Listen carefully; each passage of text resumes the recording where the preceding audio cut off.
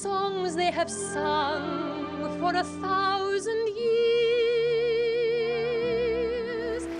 Ladies and gentlemen, I want you to meet famed American composer Richard Rodgers. My heart wants to sing every song it hears. Getting to know you, getting to know all about you, getting to like you, getting to hope you like me. Mimi, you funny little good for nothing, Mimi, am I the guy? Mimi, you sunny little honey of a Mimi, I'm Mimi high. Mimi. All of Rodgers' songs, with the wonder of the lyrics woven into them, around them, through them, they hit you somewhere in the solar plexus, and it is so satisfying to sing.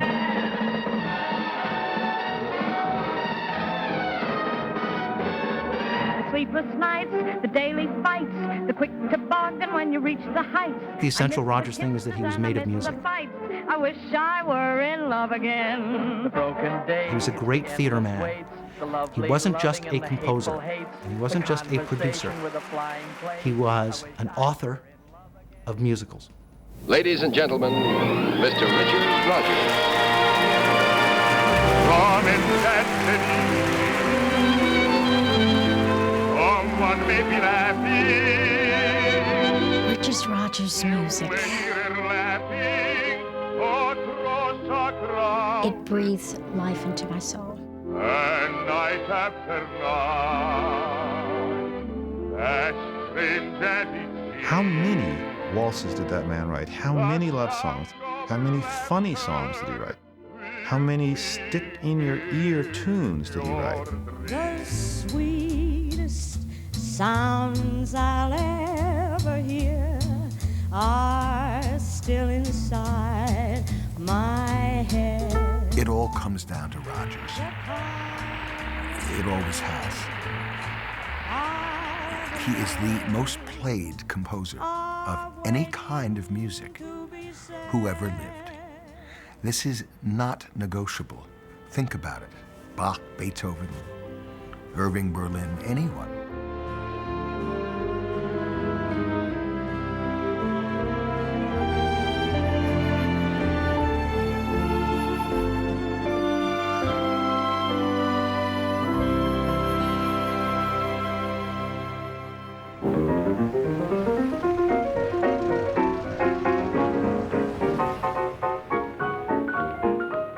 Richard Rodgers was a Broadway baby.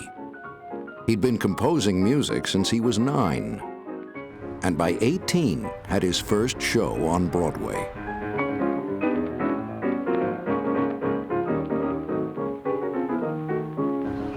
Rodgers was convinced he and his partner, Lorenz Hart, had it made.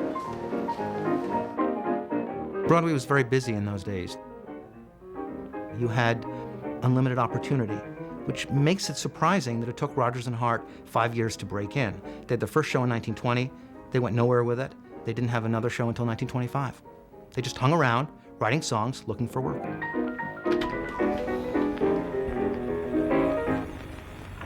It was the most miserable period of my life, Rodgers said. I had been a boy wonder. I had gotten a show to Broadway at an earlier age than Gershwin. It all seemed to be falling apart.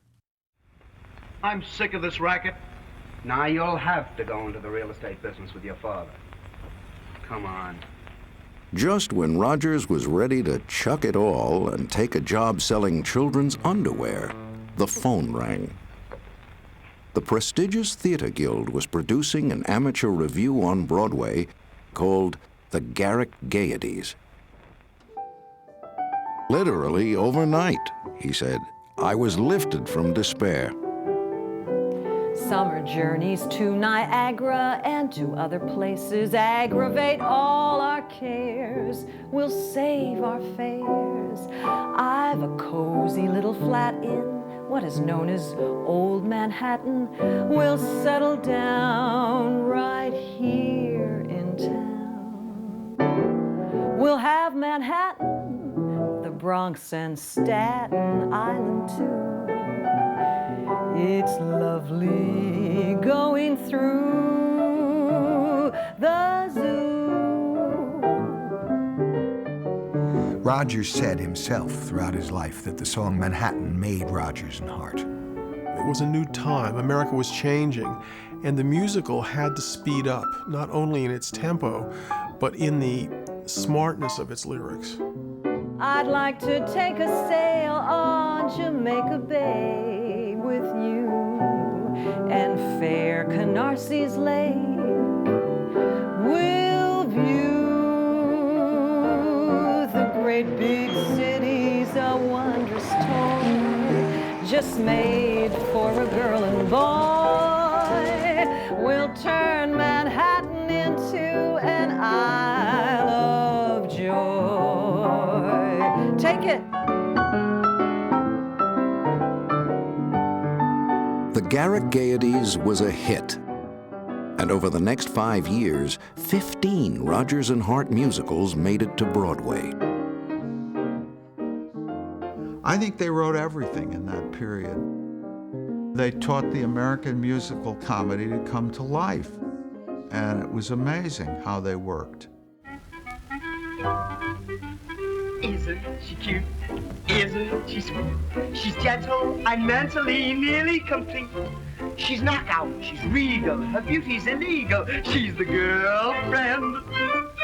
Hey, hey. We'll have a blue, a new for two, where every day's a holiday, because you're married to me. By the end of the 1920s, you couldn't even think about popular song without talking about Rodgers and Hart. Everyone wanted their music.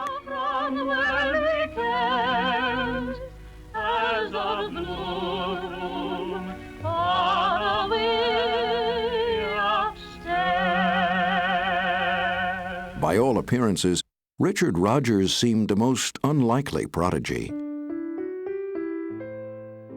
He grew up in turn-of-the-century New York City in a comfortable middle-class Jewish home.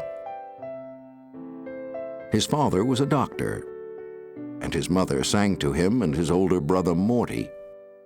She'd play the hit Broadway musicals and operettas on the Steinway piano in the parlor.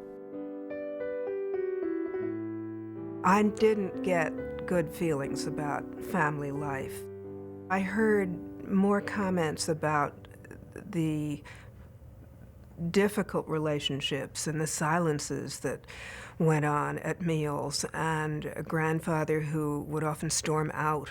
I think he grew up with a lot of fear and anxiety, and that's part of what you use when you're a writer.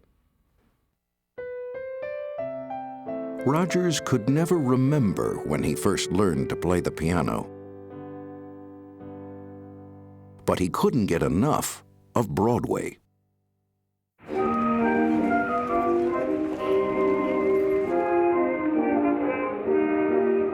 Rodgers once told me that his god was Jerome Kern. As a young man, Rodgers would go to see the Princess Theater shows where they kind of changed the direction of musicals. He had to go back to those shows again and again. But he'd sit up in the balcony of the Princess Theater drinking in Jerome Kern. Kern and Rodgers were probably the two outstanding composers of the Golden Age.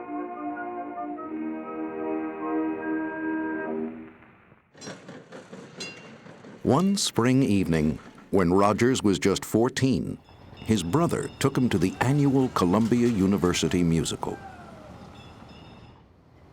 After the show, they went backstage to meet the lyricist, a young law student named Oscar Hammerstein II.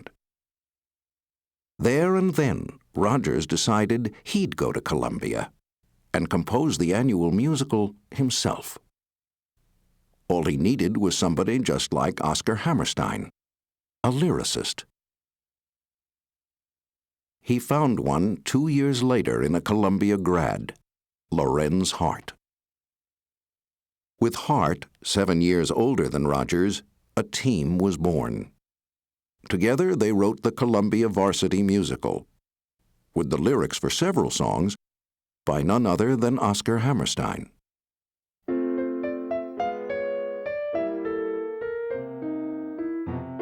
And so it happened that by the age of 18, Richard Rodgers had already written music with the two men who would help him transform American musical theater.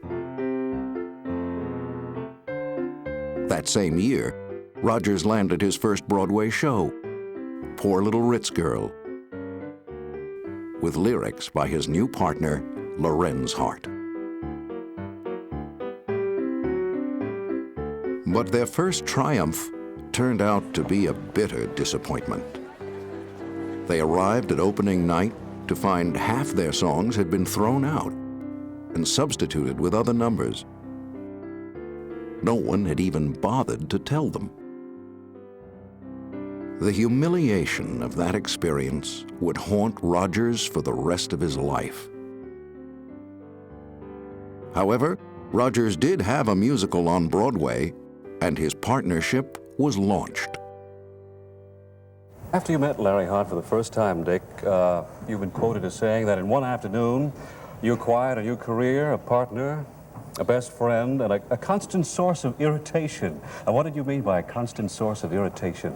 Well, I find a constant source of irritation is a fellow who says he'll be at your house with the lyric at 2 o'clock and shows up on Friday. And that's the way Larry worked. Getting Hart to work could be a very, very taxing problem. First of all, he had to find him. So sometimes what he would do is just go to his house when he knew he was still asleep and get him up. One of the ways of getting Larry to work was to play a tune at him. Here in my arms, I think it's adorable. And he'd say, oh, that's a nice phrase, and wouldn't this be a good set of words to go with it? Too long, Larry, too long. All right, here in my arms, it's adorable. That's better. What Rodgers gives to Hart is this wonderful melodic gift that he had. So a counterpoint to the kind of quixotic wit of Hart. It's something insistent and sincere that plays against Hart's own inveterate cynicism. All right, now what are you going to do after that? Let me see. Here in my arms, it's adorable, it's deplorable that you were never there. Here in my arms, it's adorable, it's deplorable that you were never there. When little lips are so kissable, it's permissible for me to ask my share next to my heart. I look upon Rodgers as a rather earnest, sincere, obsessive individual, and Hart as a cynical, lost soul. Larry was basically childlike on the surface, not underneath. Underneath, Larry was, as we know from his lyrics, but we also know from the way he handled his life, deeply sad. What a handicap. He was small, he was ugly, he was Jewish, and he was gay. And he was a drunk, and a brilliant drunk.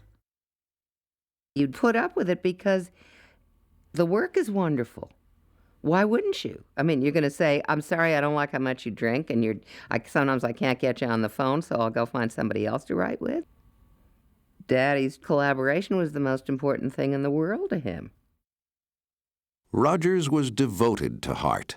In fact, everyone was taken with Larry Hart. Then, at age 28, Rodgers found another kind of partner.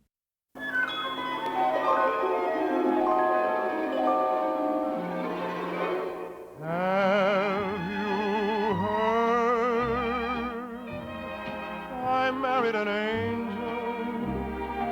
Her name was Dorothy Finer. They'd played together as children. When they met again years later, he was smitten. Have you heard? An angel I married, to heaven she's carried. Rodgers fretted about getting married in the midst of the Depression, but he was in love.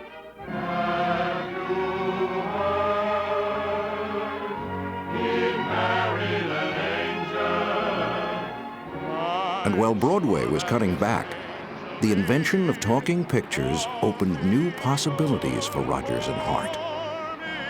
Hollywood.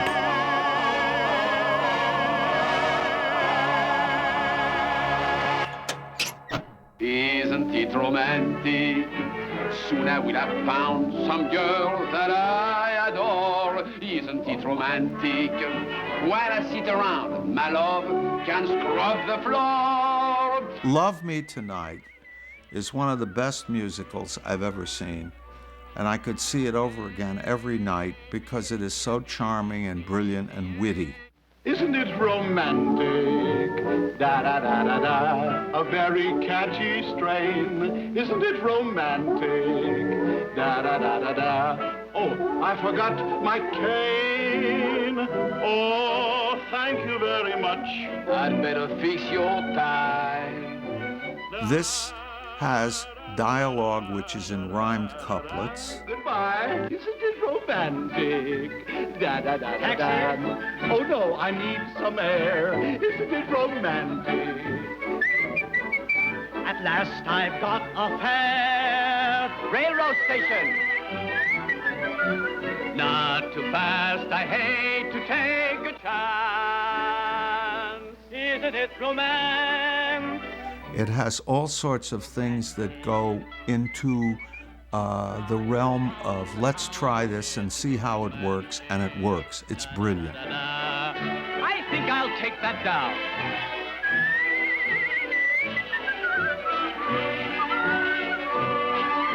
A, B, A, G, F, E, D, C, C, A, B flat. Isn't it romantic?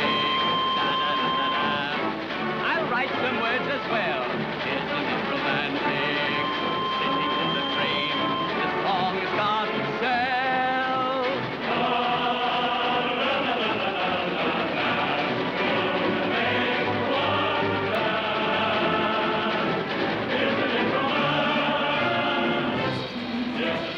Love Me Tonight was a huge box office hit and should have launched Rodgers and Hart on the road to Hollywood fame and fortune. But it didn't. Instead of creating entire scores, they became just a couple of hired guns. They wrote this for Jean Harlow, who played a young, struggling actress in the movie Hollywood Party. Oh, Lord, if you ain't busy up there, I ask for help with a prayer, so please don't give me the air. And then they took it out of that and they put it in another movie.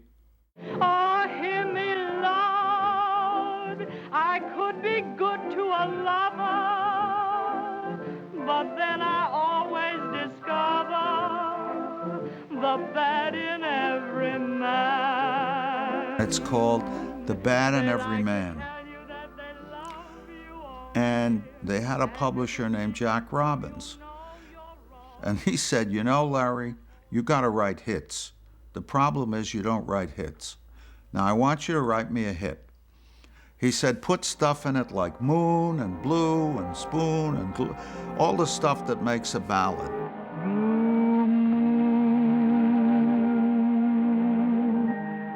You saw me standing alone, without a dream in my heart, without a love of my own. Blue Moon was the only song Rodgers and Hart ever wrote without a specific show in mind. And it was the biggest hit they ever had. But a hit song still couldn't make Hollywood a happier place for Richard Rodgers. They weren't very influential. It wasn't a good form for them, although Hart had a terrific time. He loved the nightlife. He never really was much for working. And Rodgers so loved the theater that he felt very fish out of water. Rodgers missed the two things he loved most, his family and Broadway. And when I looked, the moon had turned to gold. My father wrote my mother, and there were so many references to how depressed he was, and he didn't know what was the matter, and he couldn't figure it out.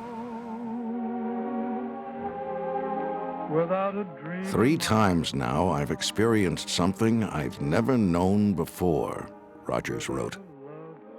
I have an active and intense feeling of depression, which is absolutely impossible to shake off.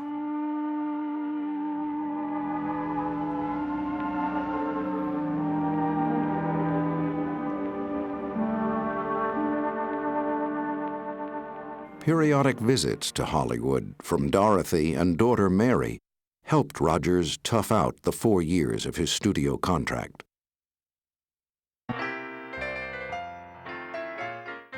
While writing Hallelujah, I'm a Bum for Al Jolson, Rodgers was startled to read the Broadway column in the local newspaper.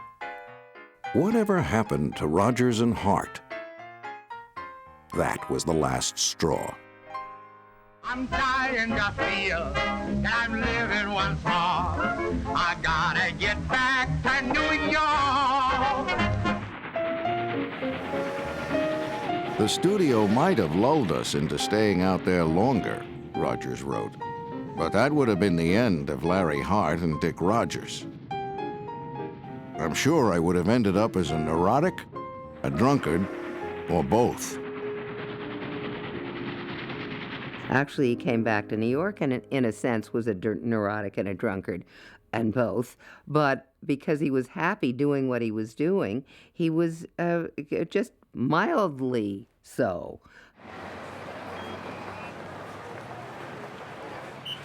They were back and ready to work. But Broadway was slow to take notice. They searched for something really different.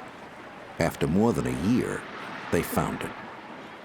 Billy Rose has this marvelous idea. He's going to take over the Hippodrome and put on a show. Our last stop is the New York Hippodrome Theater, where we attend the opening night of Jumbo. The place is jammed with anxious first-nighters.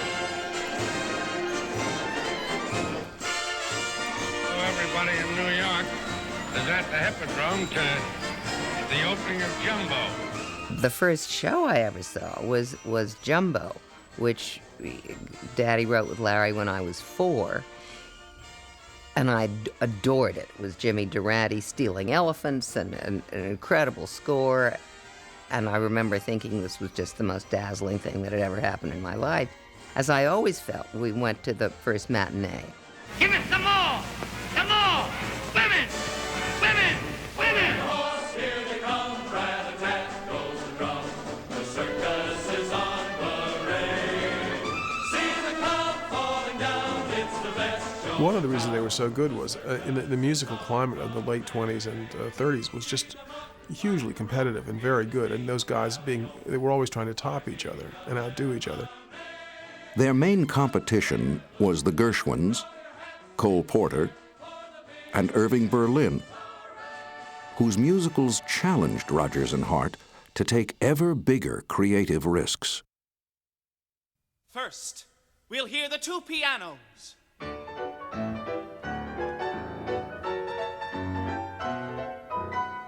Then we'll sneak in a solo trumpet and add the traps softly. On Your Toes, which was a 1936 Rodgers and Hart musical, was innovative in the way it used dance. Now the fiddles will have a counter melody. It was partly influenced by the notion of the ballet russe having toured the country with men naked to the waist for the first time ever. And it was a scandale from coast to coast. So somebody said, hey, let's put that into a musical. Ray Bolger played a vaudeville hoofer caught in a mixed-up world of gangsters and classical ballet. The masterstroke was to hire George Balanchine, one of the world's great ballet choreographers. Balanchine was a man who hardly spoke English at that time, but as Rodgers said, he spoke a lot of dance. They conceived the idea of a dance and a dive on 10th Avenue. It's what ended up being Slaughter on 10th Avenue.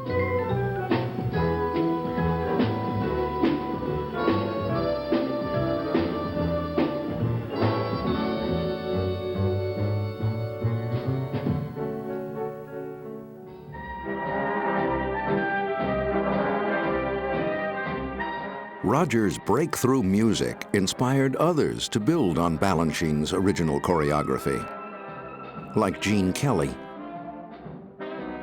Here's a Broadway musical comedy in the mid-1930s where people expect, you know, people to come down front and sing a funny song and go back in. And here is this raucous, dirty music with, you know, sort of raunchy trumpets.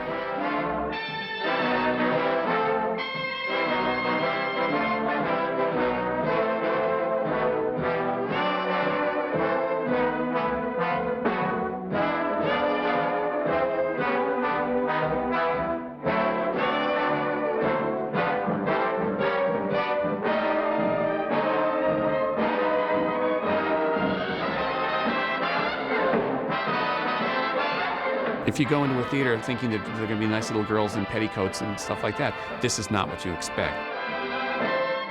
This is the kind of innovation that he did.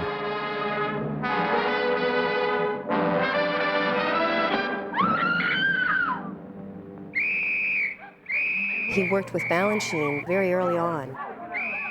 Balanchine knew how to tell a great story through dance, and certainly in Slaughter on 10th Avenue, he created really a one-act play within a musical. Throughout Rodgers' career, he worked with a bunch of different choreographers, and he caught a lot of them early in their musical theater careers. His Oklahoma launched Agnes DeMille's career.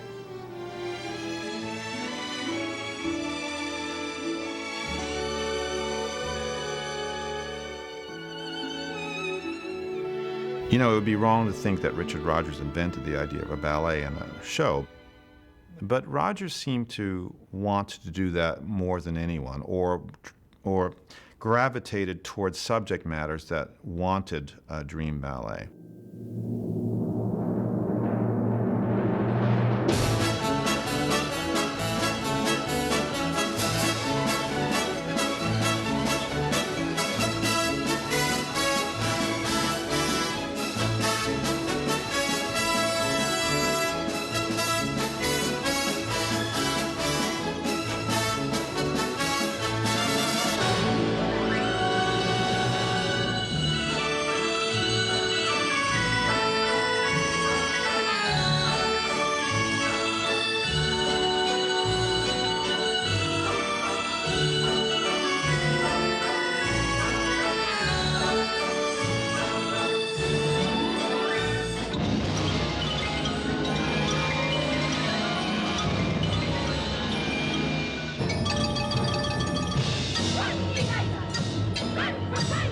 Mr. Rodgers' music is definitely danceable. More than anybody else, he really got into the soul of the dance and the choreographer. Agnes DeMille, George Balanchine, Jerome Robbins, you know, these are strong people who have strong artistic vision. And all people who, of course, it's very telling that all three of those choreographers worked in the classical dance world as well.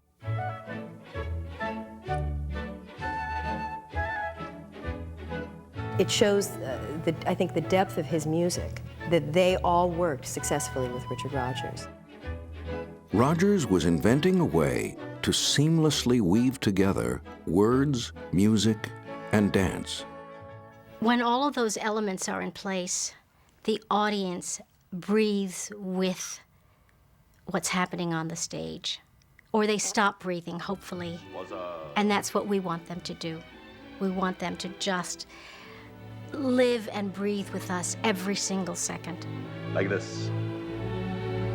No? Yes. Come.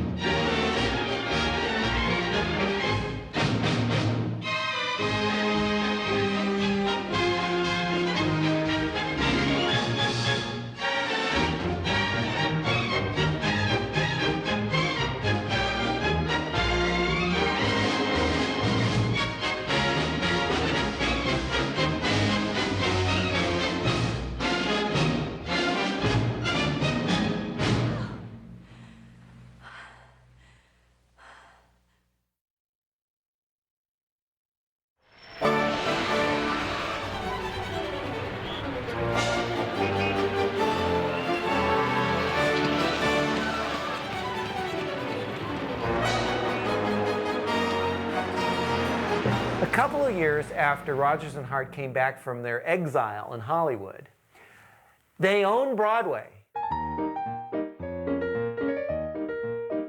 Between 1935 and 1943, they had one success after another.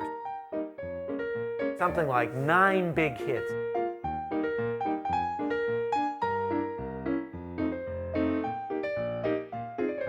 The only difference is that Hart became harder to find. Hart was elusive in the 20s. In the 1930s, he was invisible. Hart's erratic behavior strained their relationship, but they kept turning out hits. And each show broke new creative ground.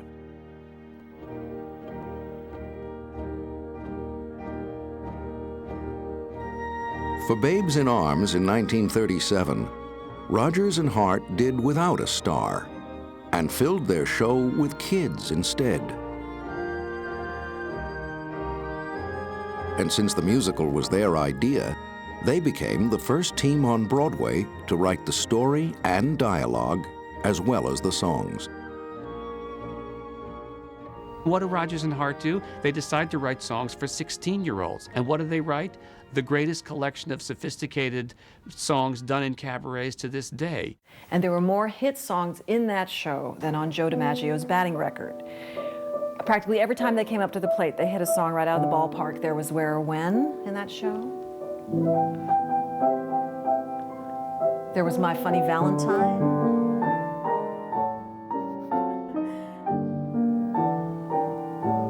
I Wish I Were in Love Again.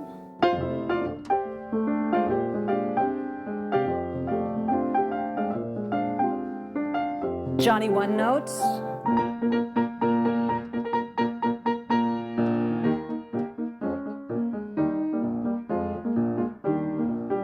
And this next song, which was such a big hit that the theater audiences at that time would not let the actress Missy Green, who sang the song, leave the stage. She had to come back and sing the song over and over again.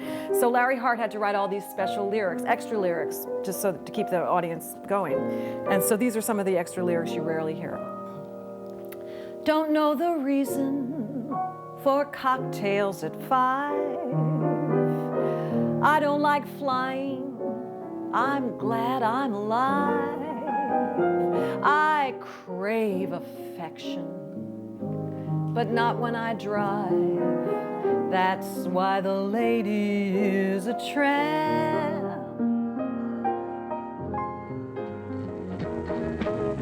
She gets too hungry for dinner at 8.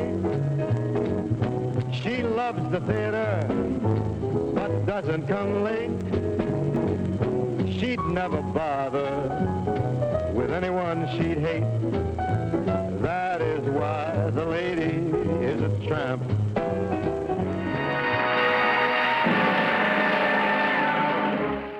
It seems we've stood and talked like this before. We looked at each other in the same way then, but I can't remember where or when.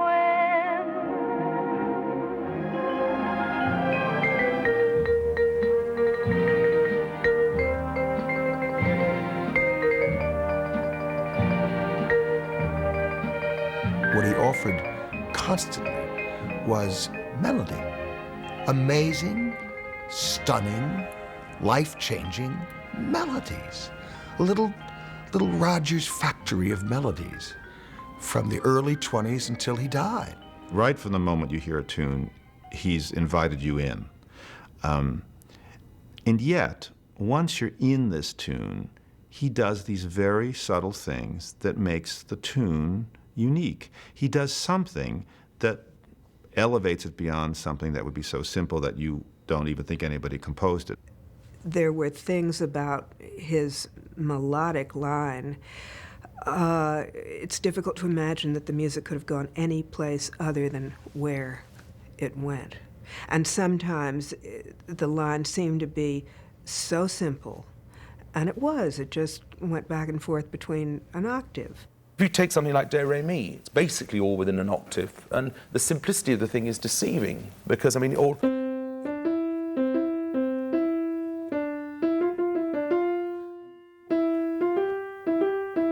So far, so good, but now it's the way he changes it. I mean, that's the clever thing. And it's all within, all basically within an octave.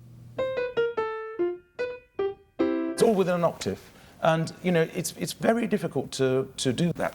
Well, do those thunderbolts come out of the blue that say, here's the melody, this is what I wanted?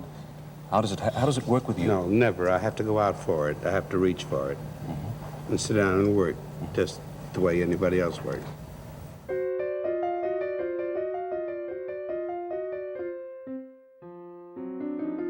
I never heard him go to the piano and write if he didn't have a project.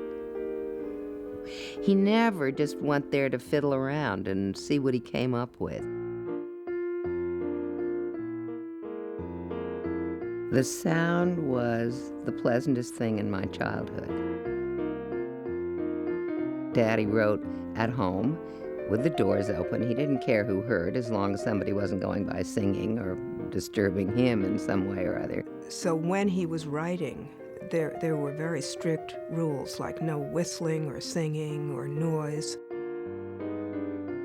He would get going in the morning, and we knew that was his time. You wouldn't dream of interrupting him. The world pretty much revolved around him. My mother cared more about what was important for him, surely, than she did about what was important for us. Number one in the family was my father.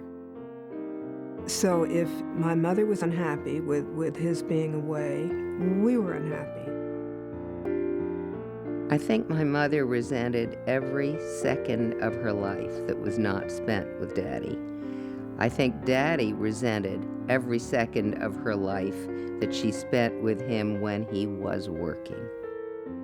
He wanted to concentrate on what he was doing.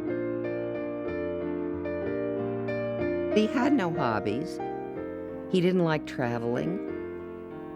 He had no close friends. His fun was theater.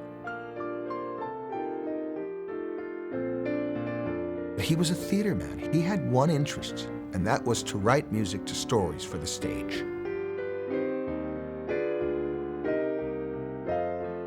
He liked the whole world of the theater. He liked the whole business of the theater. He liked the chorus girls. He liked the whole society of the theater. Dorothy Rodgers told me in my early days here that she knew that she was number two in his life. And there was no other way about it. She had to understand that the theater was his first love. And he enjoyed all of it. He loved the rehearsals. He loved the conferences. He loved the sandwiches that you ate. And the whole scene was something that he just adored. He was the only one in the entire history of Broadway who loved going out of town with a musical.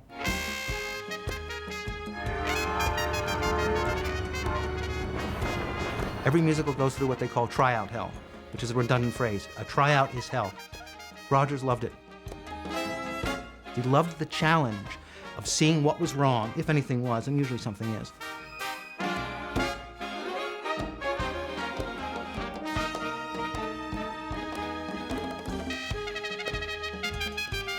The New Haven Schubert has more blood in the lobby than you've ever seen in your life.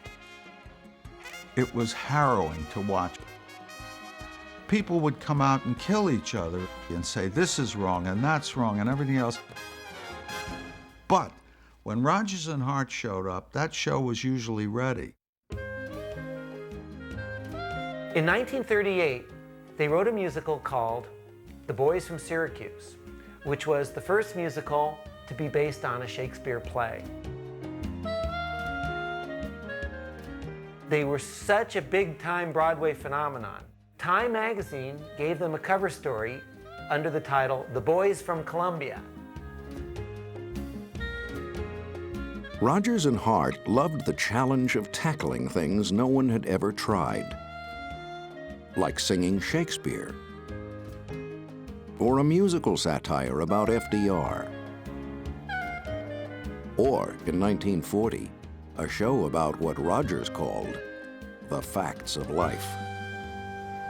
Boston is England, New Orleans is France, New York is anywhere from 10 cents a dance.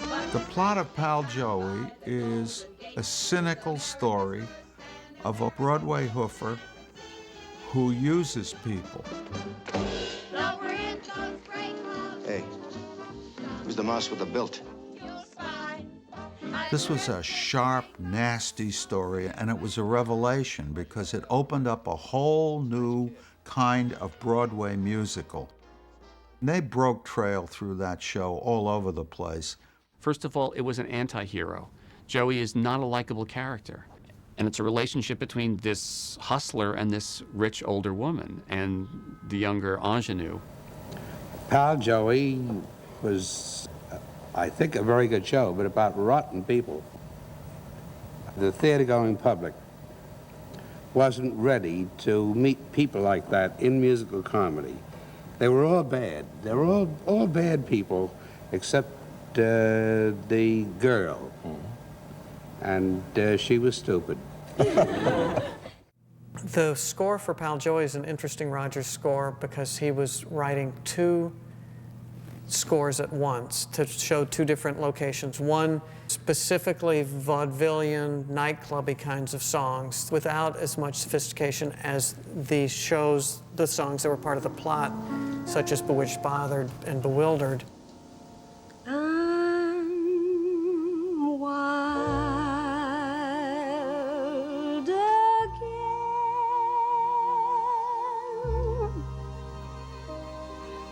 Beguiled again, simpering, whimpering child again, bewitched, bothered, and bewildered. Am I?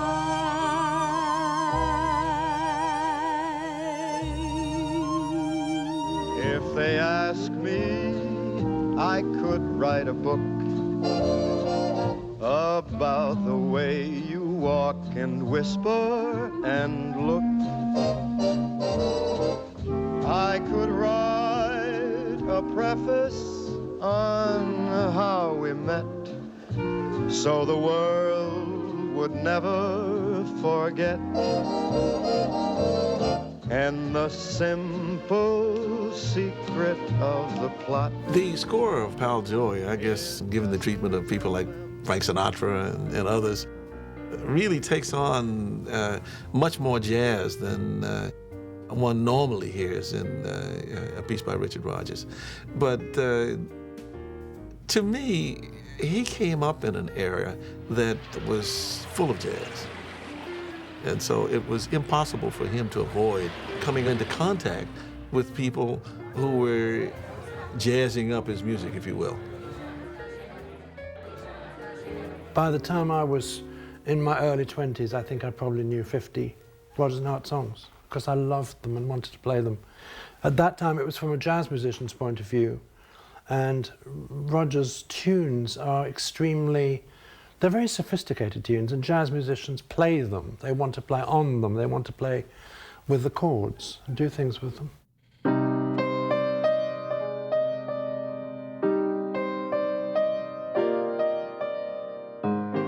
the ballad that probably has been chosen the most for people to improvise on is My Funny Valentine.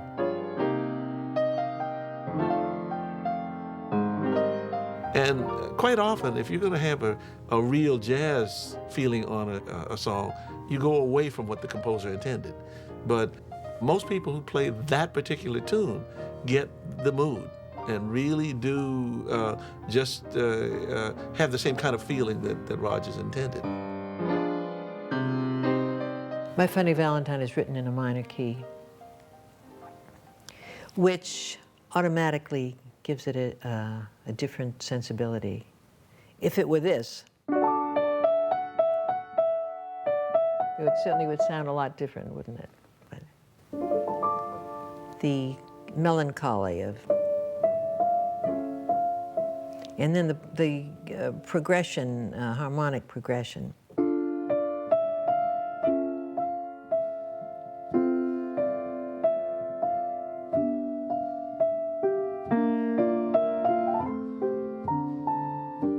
So he's giving you the simple melody. Involves 3 notes, but he's giving it to you this way.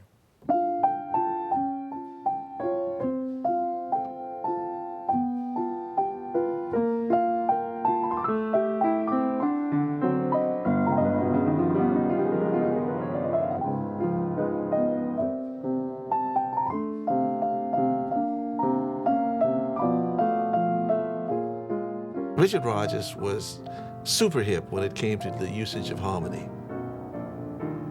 He did all of these things in such a brilliant way and such a personal way that he just reached out to all kinds of people, and all kinds of people are enamored with the way that this unique artist has provided them with material. A mutual friend of ours gave John Coltrane a copy of a piece of music that she liked. It was My Favorite Things. And she said, you know, you ever think of doing anything with this?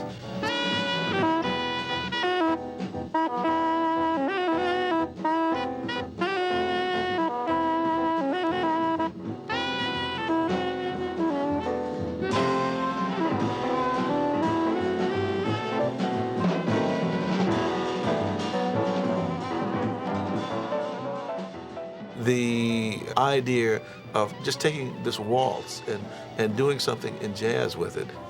I mean, you can play around this very simple and lovely melody.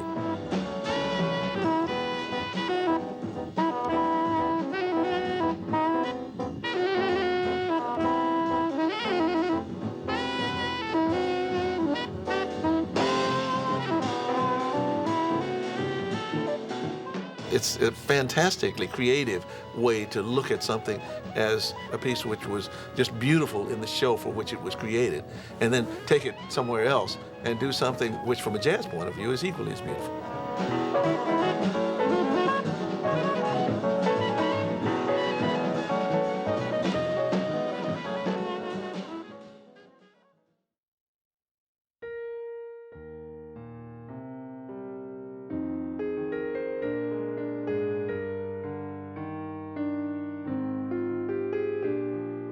The beauty of the songs Rodgers and Hart created belied the private pain that scarred both men and soured their collaboration. My father was a hypochondriac. He was worried about all kinds of things, but he didn't talk about it. Daddy had many demons, like being afraid of heights. I don't know how my mother ever got him to move to the 18th floor of the Pierre Hotel. He was afraid of tunnels. He was afraid of planes. He was deeply neurotic, deeply, and very unhappy unless he was writing.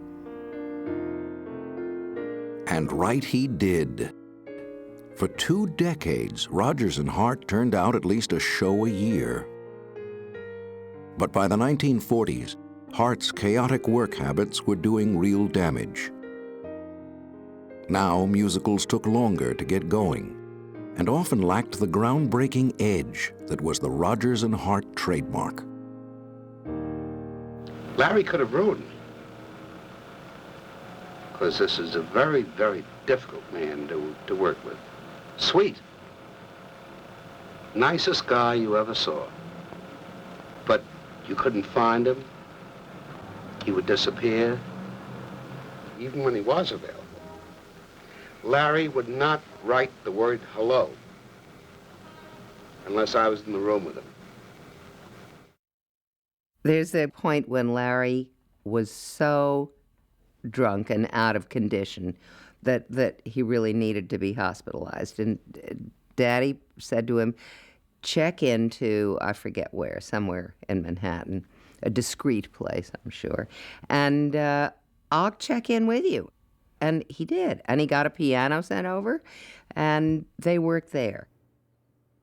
By 1941, Hart seemed completely uninterested in starting anything new. Rodgers had to confront the unthinkable: life without Larry Hart. He turned to his old friend, lyricist Oscar Hammerstein, for help.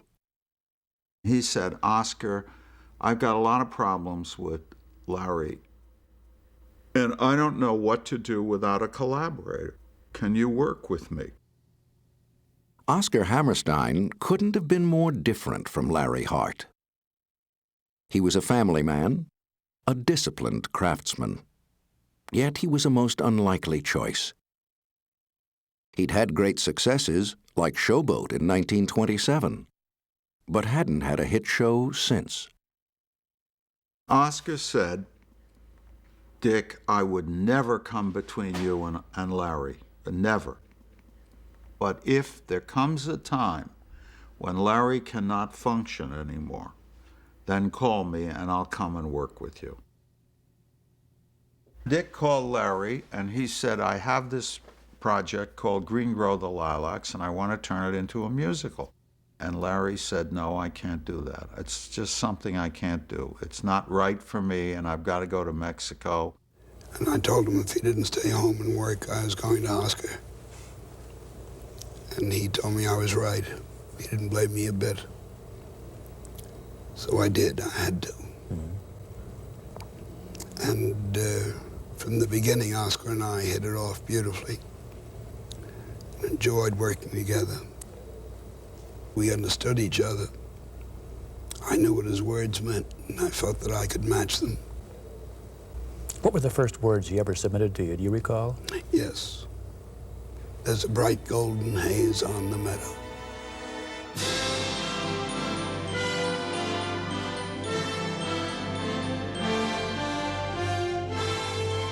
You couldn't resist those words. They were so lovely. And musical, and theatrical. There's a bright golden haze on the meadow. There's a bright golden haze on the meadow.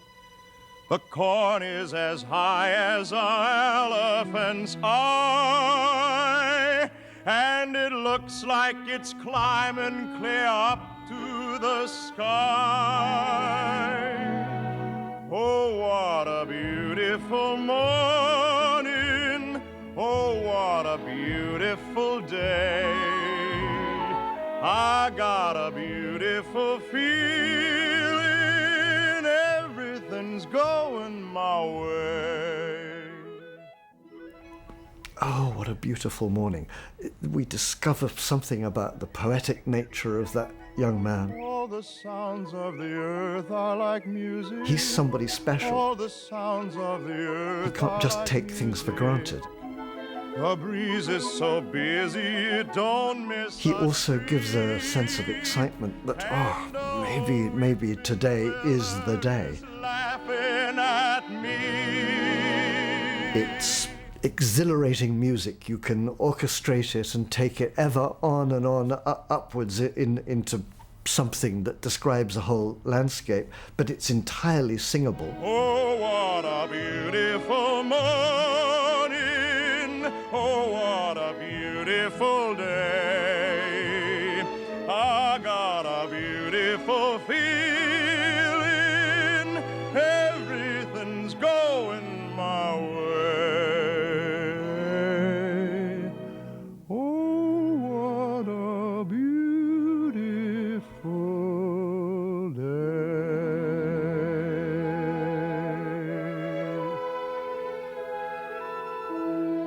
the composer took the lyric and created that musical description.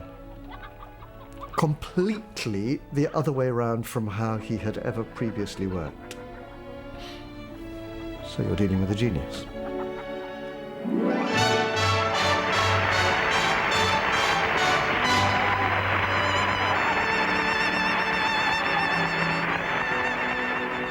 When Oklahoma burst upon an unsuspecting world, I think it must have seemed to that audience that something utterly other had been invented.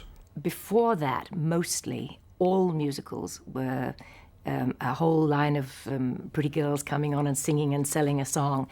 And suddenly, here you were on a wonderful plane, and one single person strolls on stage and sings, "Oh, what a beautiful morning." And it is utterly captivating and sets the tone for the whole piece. It is a milestone musical, and it changed musical theater forever. Oklahoma was the bomb. It was different in every way. It found new ways of telling a story with music and to develop character and song that just broke open the musical. People love to say it was so misunderstood, it was such a strange idea. The strange idea was Rodgers hooking up with Hammerstein. That was musical play meets musical comedy. And at the time, they were two very separate forms, and the exciting thing about them is they combined them. Rodgers and Hammerstein were a sensation. On Broadway, the biggest hit musical rarely ran for more than 500 performances. When Oklahoma opened in 1943, it ran for a record-breaking 2,212. The following morning after Oklahoma opened, my parents were in a great state of jubilation, and the newspapers, because then there were a lot of them, were all over the beds, and they were in a great mood and told us we could go horseback riding. There was obviously something very good that had happened, and my mother, as a treat, took us to the zoo for lunch. And it was, I think it was a weekday, it was a school day, and we had frankfurters. And that signaled something special had really gone down. But for Rodgers, the true triumph of opening night was one small moment after the show, when a little man broke through the crowd. It was Larry Hart. "Dick," he said, "I've never had a better evening in my life. The show will still be around 20 years from now."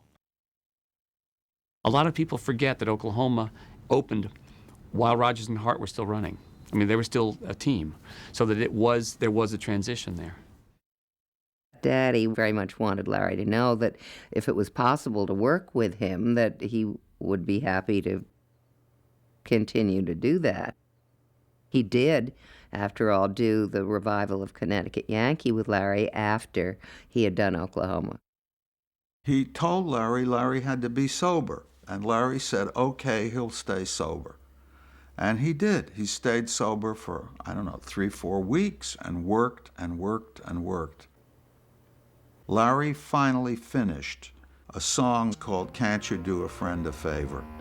You can count your friends on the fingers of your hand. If you're lucky, you have 2. I have just 2 friends, that is all that I demand, only 2. Just me and you, and a good friend heeds a friend. They had worked together all those years, and Dick knew the anguish that Larry was in. And every time I hear that, I start to cry. That's one of the saddest Broadway stories I've ever heard in my whole life.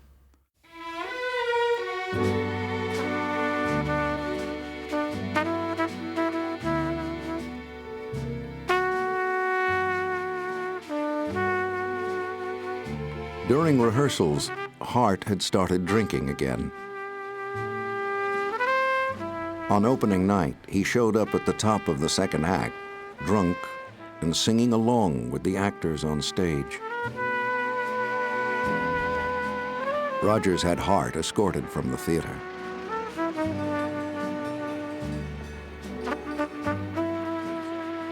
Two days after the opening of A Connecticut Yankee, Larry Hart was found wandering the streets. He was taken to the hospital with pneumonia.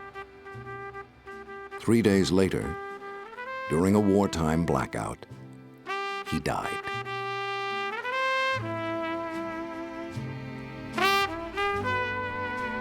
The way he parted with Hart was very painful. They had been very good friends for 2 decades. It must have been a very wrenching thing. I can only imagine that Daddy must have felt guilty and at the same time must have felt that he did the best he could and he couldn't do anything more.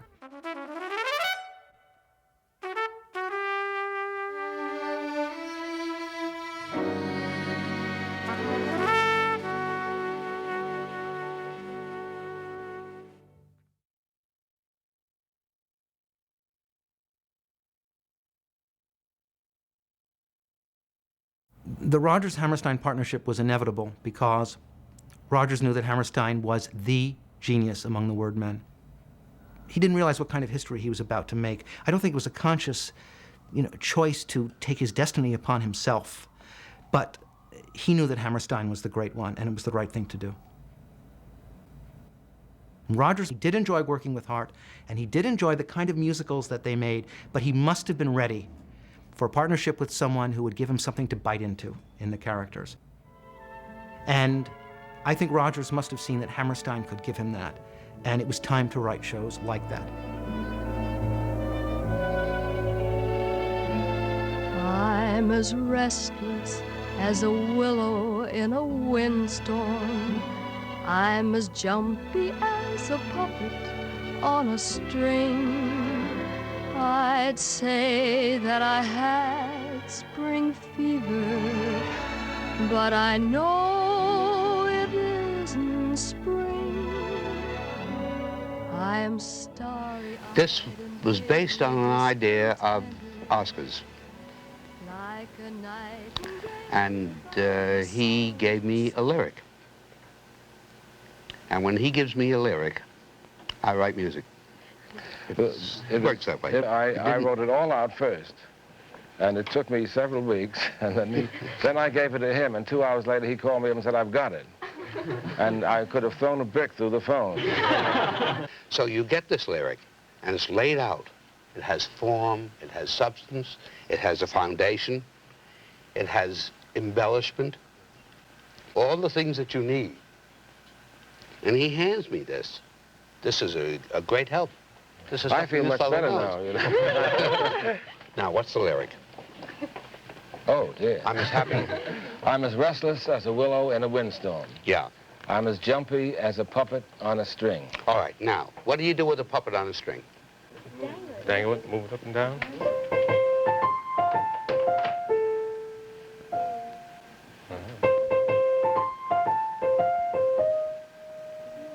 The jump.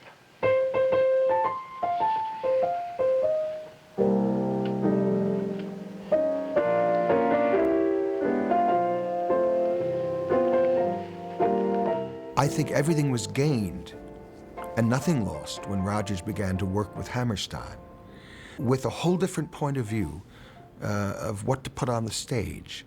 Real stories told with dancing and with emotions. This, it seems to me, had a bearing on how Rodgers wrote his melodies, because now he was writing for more full-bodied people, not just cartoons. It suddenly allowed Rodgers to just take off and soar, because those lyrics take off and soar, and you can just feel him like, oh boy, here I go. It's a grand night for singing. The stars are bright above. The earth is aglow, and to add to the show, I think I am falling in love. Falling in love. It's a grand night. The new team of Rodgers and Hammerstein dazzled audiences. And once again, Hollywood came calling. State Fair was a huge wartime hit. It featured one of Rodgers' favorite musical forms, the waltz. The Rodgers waltz is famous. It's a phrase, the Rodgers waltz. I don't think anyone knows what it means, though. They just mean they like his waltzes. What it means, in fact, is that when anyone else in the 1920s, 30s, 40s, 50s, 60s writes a waltz, it sounds like old Vienna. And when Rodgers writes a waltz, it sounds like pop music today. He had that gift, and I can't describe it any better than that. It's in the music. Falling in Love with Love, for instance, is the kind of song that it just sounds like something that someone wrote last Thursday.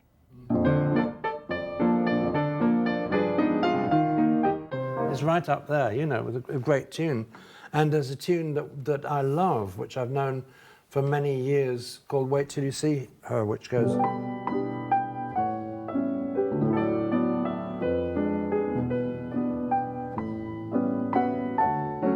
Very romantic, and one of the few songs that girls can't sing, but because of the lyrics, is The Most Beautiful Girl in the World.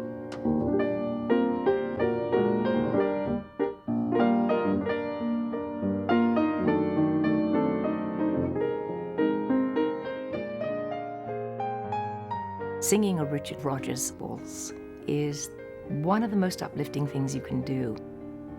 So satisfying to sing. The shape of the chords, the simplicity, yet the complication sometimes, they are infinitely singable. For me, there has been no greater composer of the waltz than Rodgers. He puts anyone in the world named Strauss, ever born, named Strauss to shame. Oklahoma, I mean, just think, Out of My Dreams is a titanic work, a cathedral work. It is a waltz.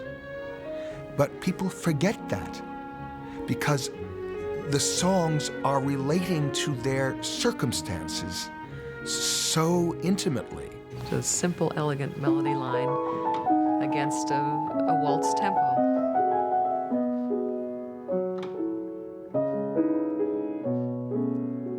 Out of my dreams and into your arms, I long to fly.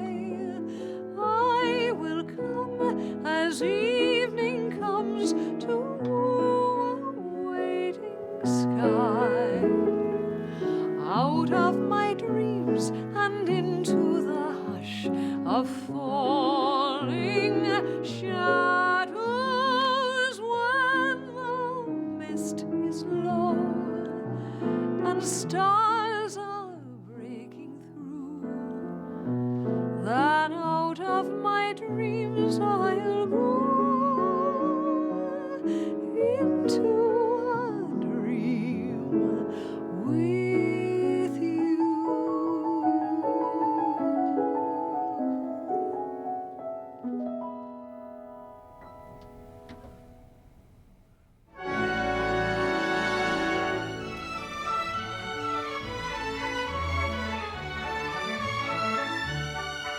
In 1945, when Carousel was first done, every musical began with an overture. And if something is done 8 times, 18 times, 80 times, then it's very hard not to do it. But it was very easy for Rodgers not to. For Carousel, he and Hammerstein decided they were going to start with an 8-minute pantomime to music. That's what I mean about simple solutions. It's simple to Rodgers, but no one else ever thought of it.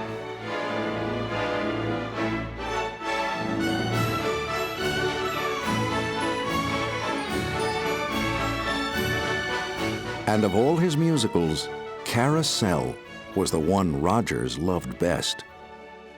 Well, I think it has more to say, both dramatically and musically, than anything else I ever did. I think it goes deeper, I think it probes, I think it has a great message, and it's an optimistic one and a romantic one. And both of these qualities happen to be very important in my philosophy.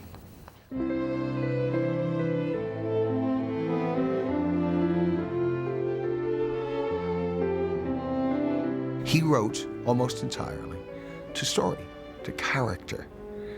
Alan J. Lerner said that a good song in a show would do the same job as 12 pages of libretto. And that's what Rodgers was aware of as a composer for the theater. Richard Rodgers' music on so many occasions is such a truthful response to character and situation that actors can actually communicate not only that they're inventing the lyric, but they're inventing the music. That they are creating that musical phrase because that's what their character needs at that point. And therefore, if you've ever played any one of the characters in his shows, the music was perfect for the character.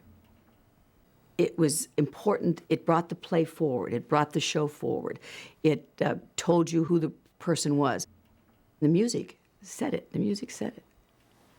One of the most famous moments in musical theater, and certainly in the work of Rodgers and Hammerstein, is the very well-known bench scene from Carousel. It's almost a play within a play. Ain't you scared of me? I mean, that's what that cop said about my taking money from girls. I ain't scared. That's your name? Julie? Julie something? Julie Jordan.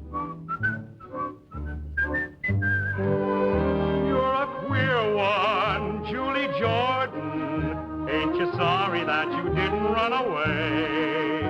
You can still... The bench scene is a perfectly good example of how music can be used to express doubt, trepidation, hesitation, full-on enthusiasm, and all those things are going on in that scene. It's a courtship ritual, it's a mating dance, and it's being expressed through his specific musical language. Ain't you ever had a feller you'd give money to? No. Ain't you ever had a feller at all? No. Well, you must have had a feller you went walking with. Yes? Where'd you walk? Nowhere special I recall.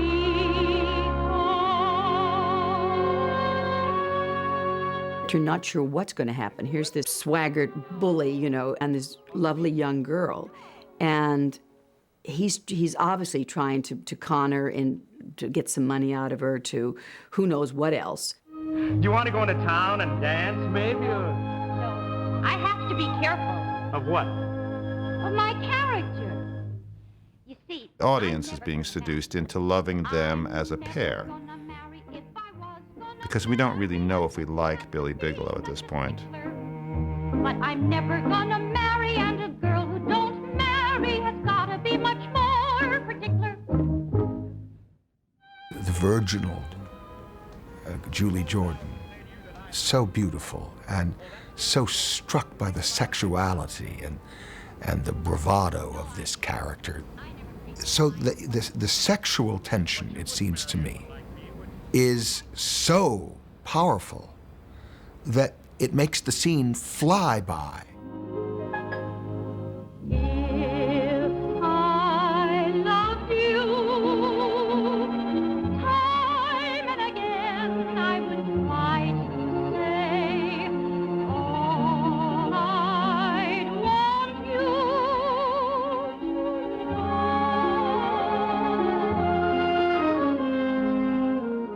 Now Julie becomes totally expansive. She becomes a kind of eternal feminine.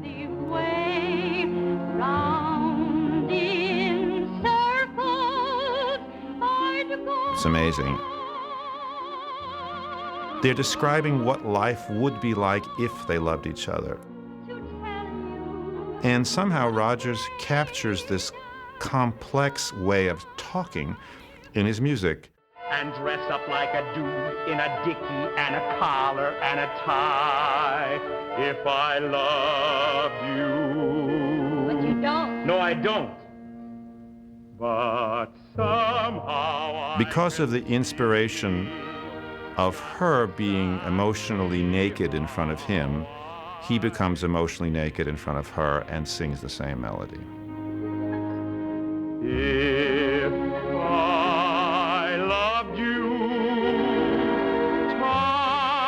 again I would try to say all I'd want you to know.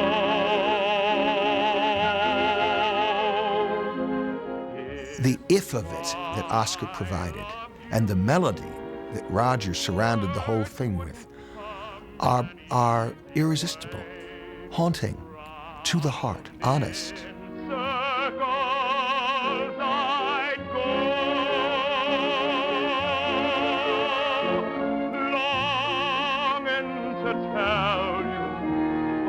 Longing to tell you, but afraid and shy. I'd let my golden chances pass me by.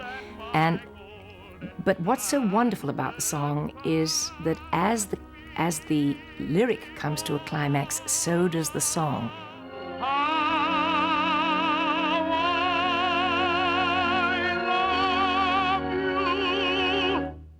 If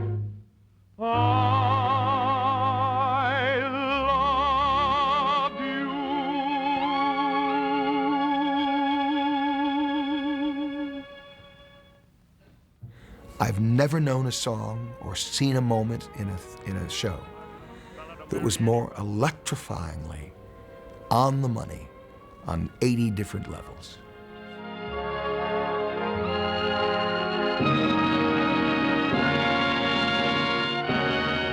And one of the great kisses in Broadway history, accompanied by a great harmonic progression.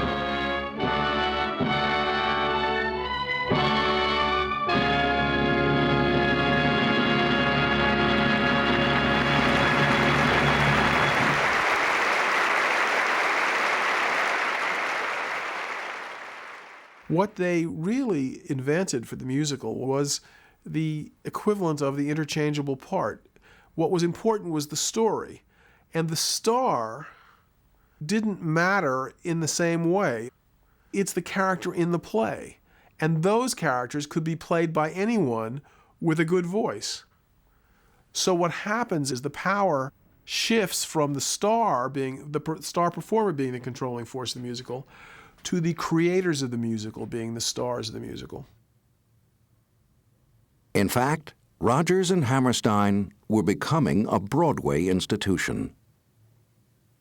Rodgers became a producer because he had a number of bad experiences with producers who threw songs out that the show needed, who made executive decisions in a very rough and insensitive way, and he resolved to become his own producer as early as he could, to be the muscle in the show. And now, R&H, as they were called along Broadway, had the clout to be just that. They were finally able to take complete control of both the artistic decisions and the money. And it made them rich. Richard Rodgers and Oscar Hammerstein had a lot of productions. They were one of the few production teams where the shows ran forever. Road companies, touring productions, foreign productions. There's a management of a hit show that in some instances can be a career unto itself. They were hands-on, though. I mean hands-on with all of these productions. Richard Rodgers would rehearse the show before it went out. If he had to fly to Texas, he would fly there and get a piano and have everybody around and teach them the music, make sure that they were right on. And for the most part, all the shows across the country, he would make an appearance.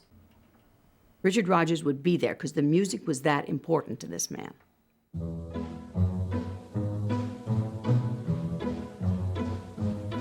I'm gonna wash that man right out of my hair. I'm gonna wash that man right out of my hair. I'm gonna wash that man right out of my hair and send him on his way.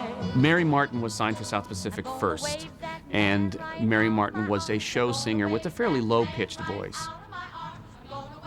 When they were excited about casting Ezio Pinza, a first-rate Metropolitan Opera basso in the part opposite her, she reacted badly and said, I don't really want to compete with him, and I don't want two basses. I don't think that's a really good idea, and you just have to promise me that you're not going to make me compete with him on stage. And so what they were able to do is create the score in such a way that they never compete with each other. Early in the show, they have what's called the twin soliloquies, which is exactly that. She's on one side of the stage telling us, the audience, her thoughts. We are not alike. Probably I bore him. He's a cultured Frenchman. I'm a little hick. He's on the other side of the stage telling us his thoughts. Younger men than I, officers and doctors, probably pursue her. She could have her pick. Basically, what you have is a trio for two people and the orchestra. The orchestra is telling us what's on their minds because they've only just met and they can't articulate it. At the climax, you actually hear them falling in love, and that's something that lyrics don't dare do. It's too large. The orchestra has to take over.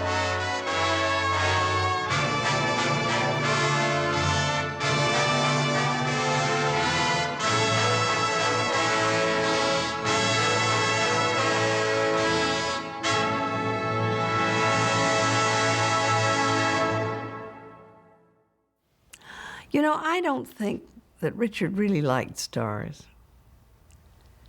Because, you know, when people say, oh, that's Mary Martin singing that song, suddenly it's no longer his song. I think he was afraid of that, and he needed them, and that made him furious. He was very definite about the fact that the singers had to sing the songs as they were written. The dumb ones go for quantity, the wise ones go for quality. I've got the answer now. It's not how much, it's how. Not a breath could one draw without his dictating that that was the correct place to breathe. I knew that he came to the theater very often, and that he was very strict in terms of, you sing it the way I wrote it. And I thought, this is Richard Rodgers. You sing it the way he wrote it. You know, that's exactly what he deserves, because he's the best. He's a genius. And there were times after the performance, usually at intermission, he would wander in, and I could tell by the look on his face immediately if I had been obedient or if I had been a little bit too, let's say, nightclub. When it was correct, he was a happy man. He was absolutely delightful. And he could create that kind of moment.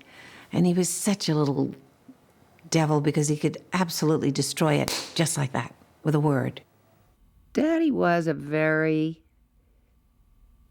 complicated and difficult person. I was always afraid of him. Not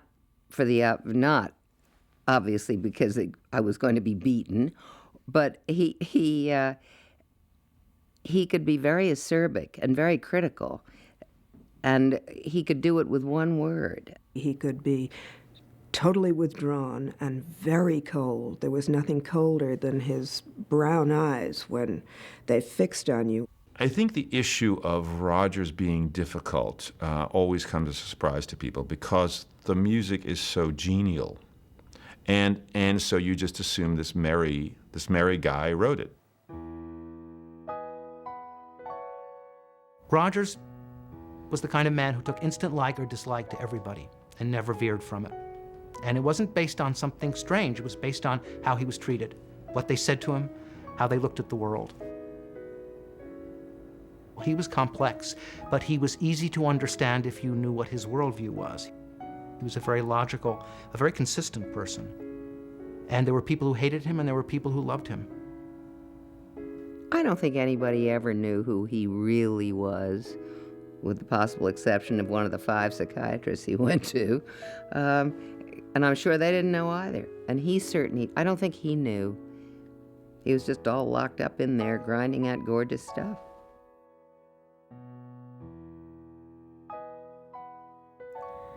In 1951, when I was 13, The King and I had opened to these spectacular reviews. And Rodgers wanted to hear the overture one Saturday matinee, just the overture. And he took me. The lights went down. And he and I stood in the back of the theater.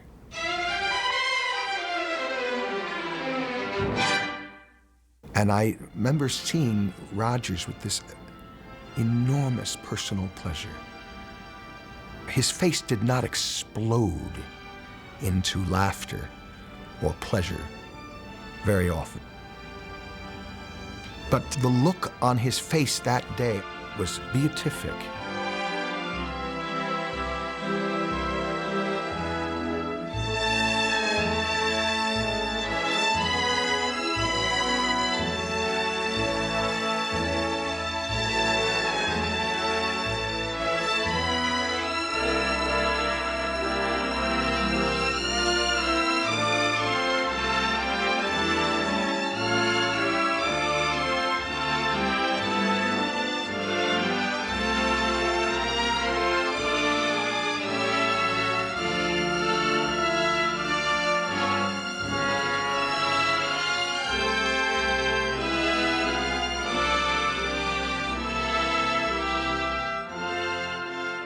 It's amazing how few notes Rodgers needed at times to tell us exactly where he wanted us to be in his shows. He could change a location. I think the quintessential one is the first three notes of this song. And we're immediately transported to some tropical place. We know that Rodgers didn't particularly research to be specific, but somehow he distilled the essence that was around him to know this will take us to that place. Something like the Surrey with the fringe on the top, just the beat of it. You're on a horse. There's nowhere else you could be, and that's where you are. You're in the American West, and you're on a horse. I mean, we play it quite differently, you know.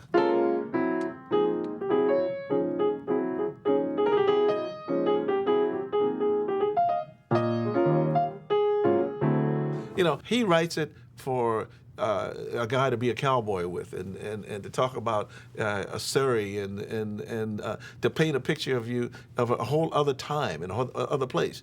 And yet, right now, when I play it for people, they get the message and they say, "Oh yeah, that's hip," you know. There's Right,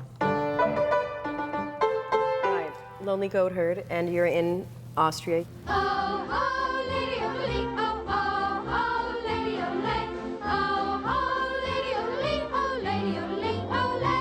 100 Million Miracles from Flower Drum Song, which is about immigrants from China coming to San Francisco. 100 million miracles are happening every day. Miyoshi Umeki, as an Asian woman, said that although the song wasn't really Asian, it seemed to feel like a song from her ethnicity. 100 million miracles. And I remember that song made us all sit up and listen. It was a kind of da da da dee da da da dum bum ba ga da ga da. It was something like, oh, what is that? What do you do about getting Oriental sounds into the St. James Theater? Happy, happy, happy. If I tried to recreate actual Siamese music, the whole audience would have been out in the street within 10 minutes. All I can do is try to express these sounds with my musical palette.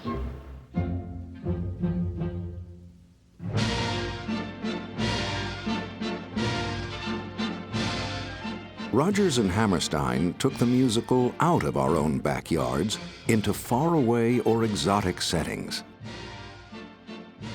And many of the stories illuminated social issues. I imagine that they never approached a show along the following lines. Let's make a statement about race. They probably found a really great story which had been too hot to touch socially or politically speaking before people of their stature at that time hit upon that idea.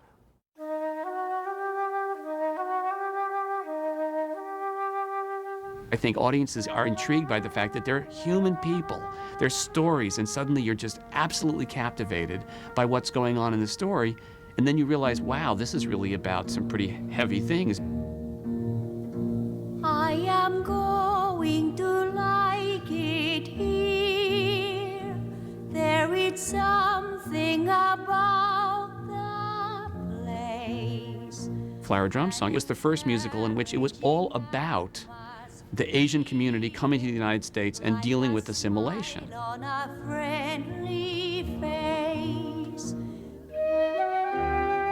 At that time, in the 50s, it was quite something to have that subject talked about. What they chose to write about was frequently ahead of its time. The daring of creating a show about ordinary people as opposed to show people. The daring of creating a show about racial integration, the races marrying and living in harmony.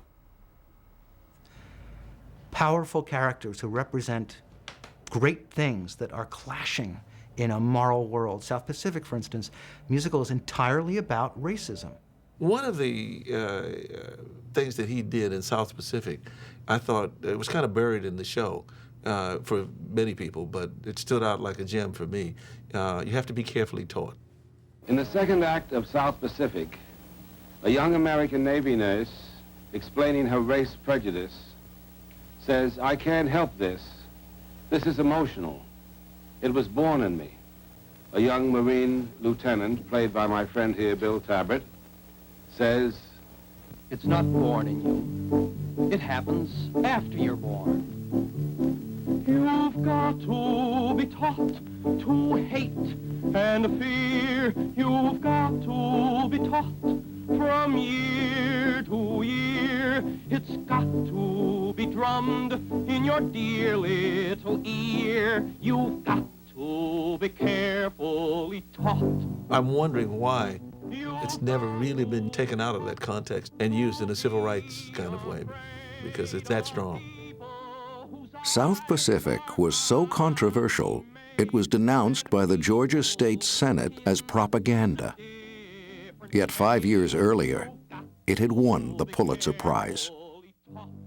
Because they were daring, and because they were dramatists more than they were popular entertainers, then the works can be revisited and can continue to be revisited and will give different answers to different generations.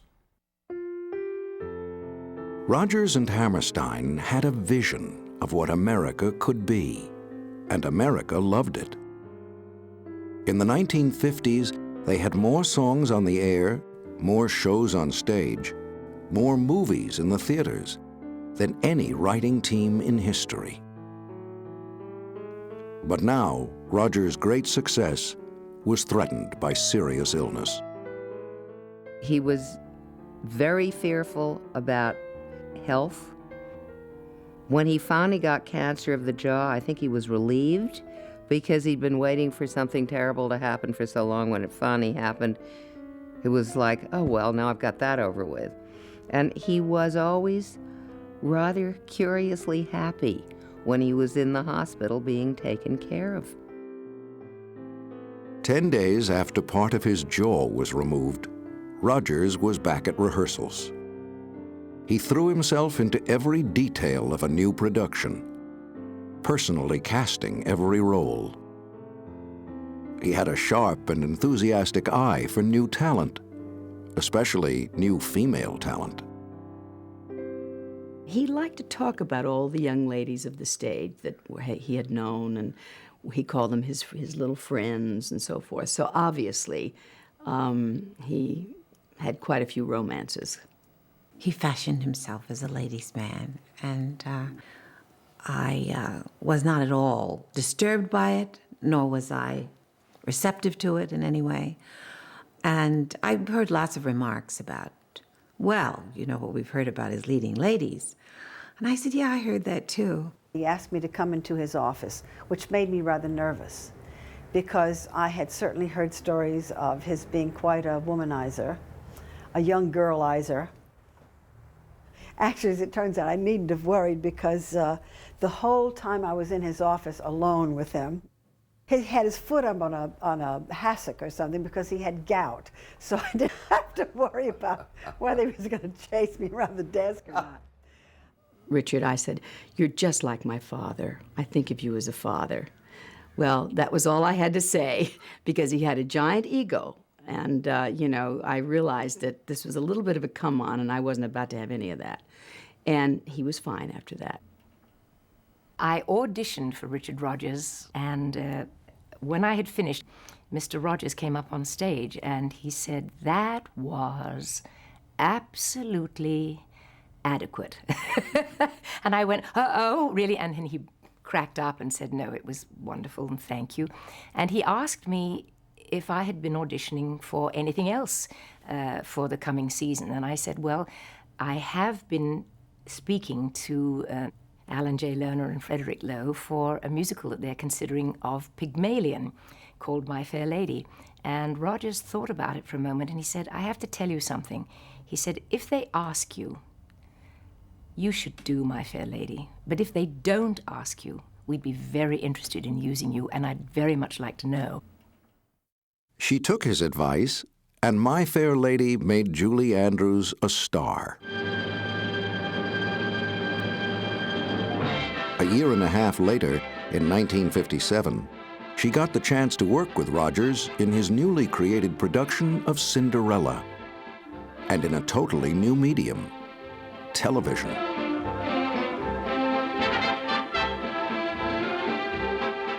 Rodgers had some unusual tricks, if you will, when he was writing. A classic example would be a song that he wrote for me called In My Own Little Corner. And in one small phrase, he went from major to minor to major. In my own little corner, in my own little chair, dipping down, back up to the major. I can be whatever I want to be. On the wing of my fancy I can fly anywhere, and the world will open its arms to me. I am in the royal palace of all places. Cinderella was wonderfly received. It had, I think, maybe the highest rating to date of any television show. I'm told that like 107 million people saw it that night. That's mind-boggling.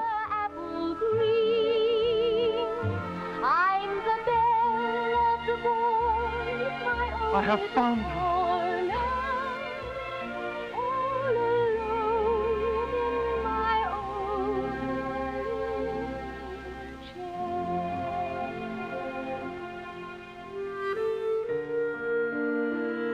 Although television was still in its infancy, on that night, for every TV in America, 3 people were watching Cinderella.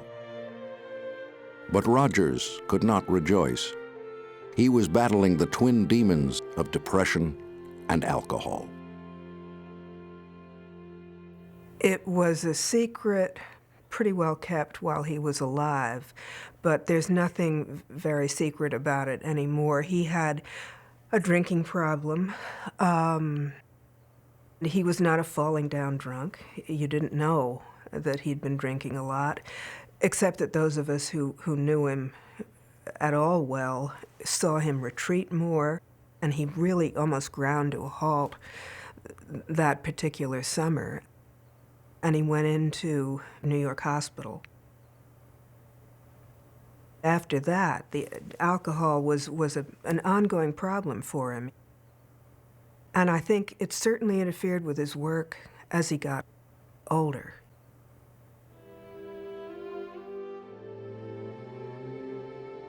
There's some fundamental river of sadness, in spite of the fact that so many of his shows tell you to buck up and it's going to be okay.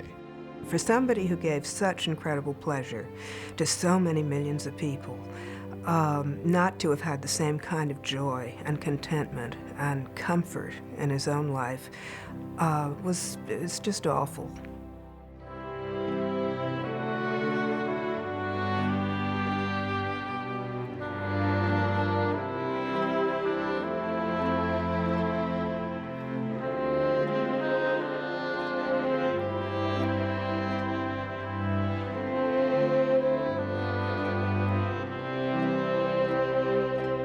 Rodgers and Hammerstein had 18 extraordinary years together, creating some of the best-loved music ever played. But their historic era was coming to an end. The health of both Dick and Oscar deteriorated. As creative collaborators, they were very close, but they were never intimate friends. Both men would admit privately they never really knew each other. During the preparations for The Sound of Music, Hammerstein was diagnosed with stomach cancer. Yet even as his health declined, he never stopped working on what was to be his last show.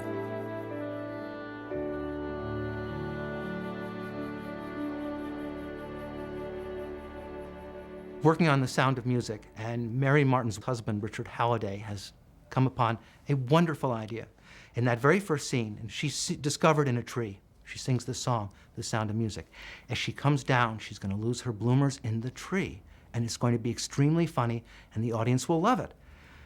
And Rodgers and Hammerstein said they didn't feel that that was appropriate. It wasn't right for the character, it wasn't right for the show, it was certainly the wrong time for underpants humor, if there is a right time. And Halliday was furious, and as he left the room, he turned to them and said, "You know, the trouble with you guys is all you care about is the show." And that's actually true. That's all they cared about.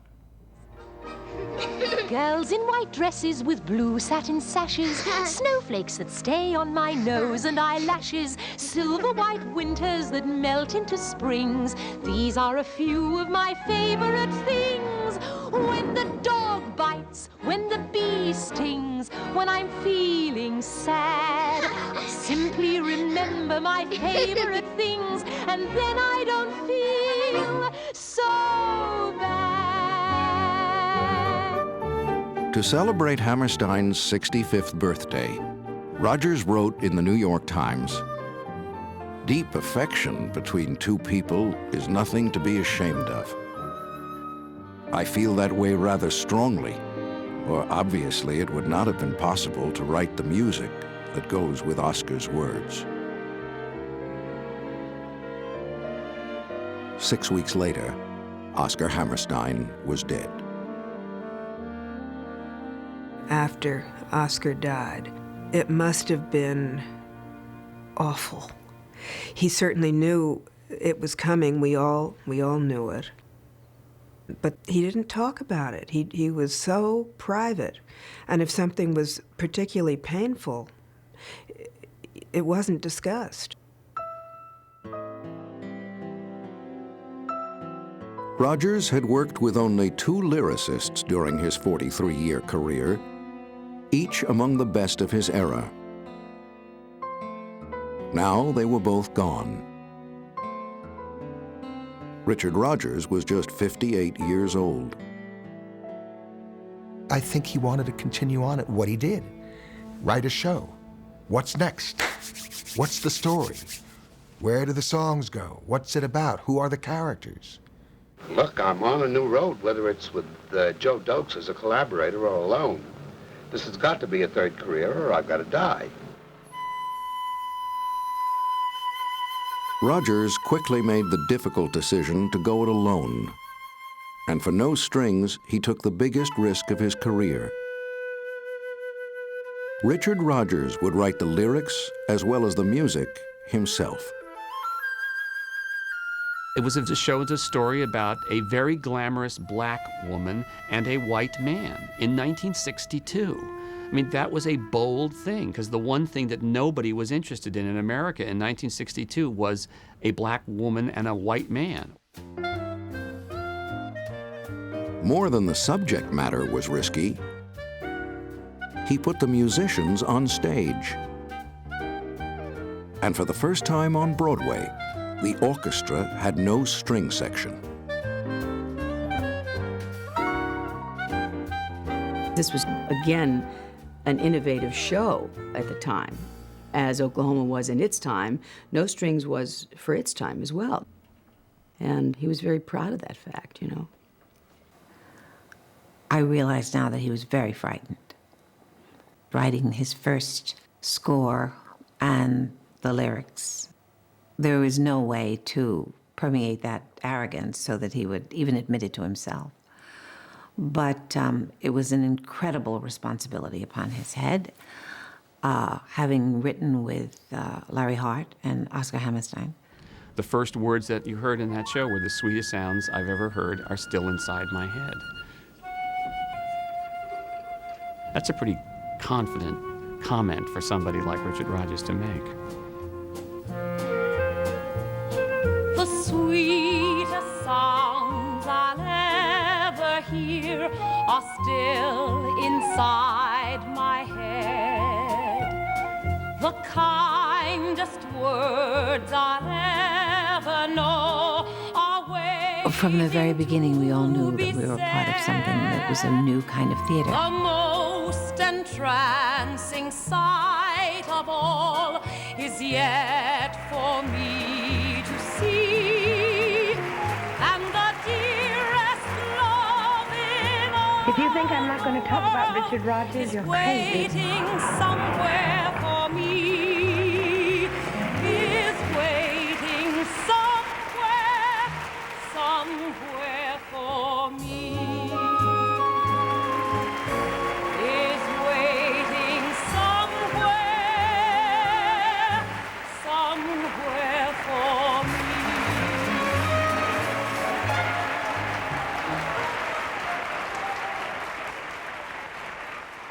He wrote No Strings alone, but he never did it again. He would rather work with somebody who was difficult to work with, and God knows he had his fill of that with Larry Hart, than not have somebody to bounce ideas off of. Musicals can rarely sustain a third act, and neither could Richard Rodgers. Over the next 16 years, he worked with 3 different collaborators, but created only 4 new musicals. Do I Hear a Waltz, written with lyricist Stephen Sondheim, was a miserable experience for Rodgers, both on stage and off.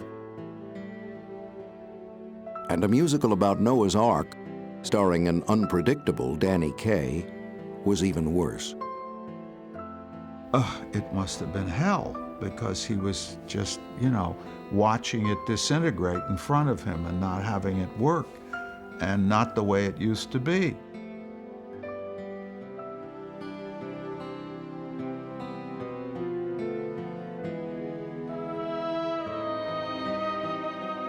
Then the cancer returned, this time in his larynx.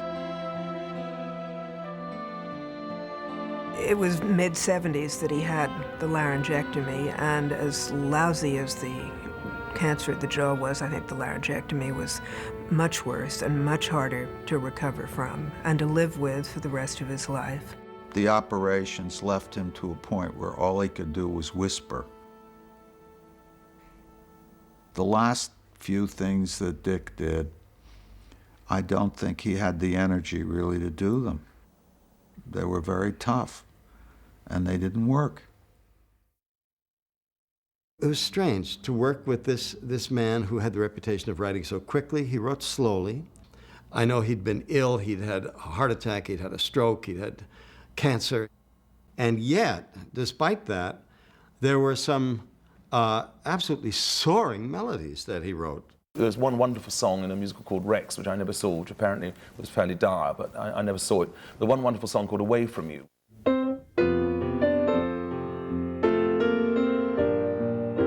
It's sort of almost his swan song. It's got all his little trademarks and the orchestrations, you know, and all that. It's very Rodgers.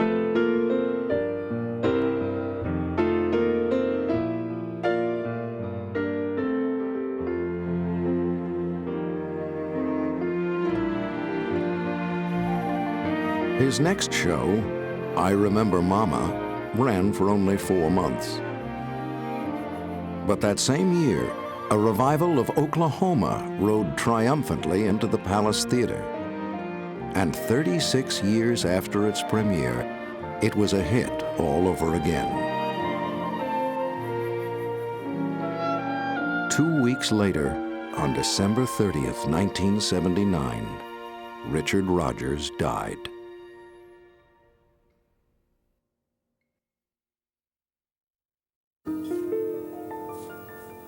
When you walk through a storm, put your head up high and don't be afraid of the dark.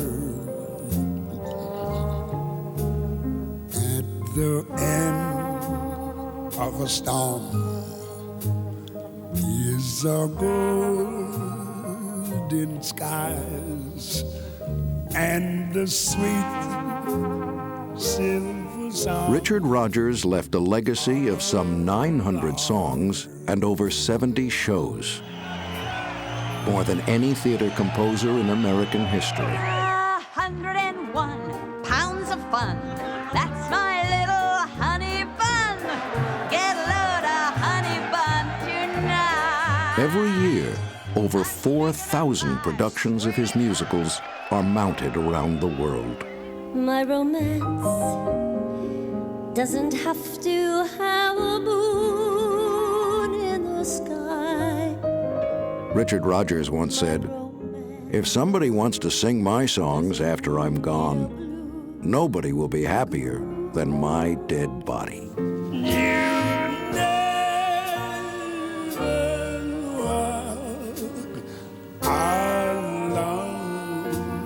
Everybody sing this next chorus. Walk